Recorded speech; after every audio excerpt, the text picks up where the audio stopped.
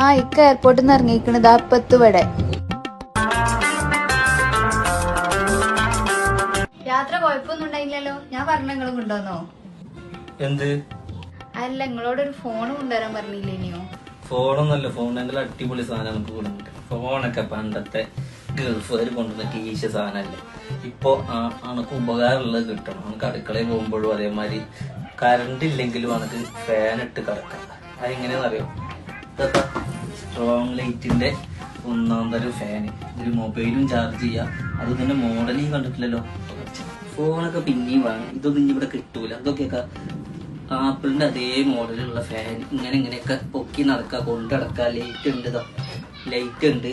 പോരാതെ സെൻറ്റർ അമർത്തി കഴിഞ്ഞാൽ ഫാന് ചാർജ് ചെയ്തിട്ട് 5 മണിക്കൂർ ഉപയോഗിക്കാം.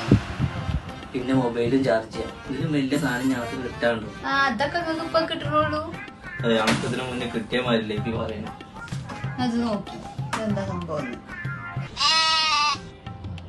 ഇതൊക്കെ എവിടെയും കിട്ടില്ല തുടങ്ങിയോ?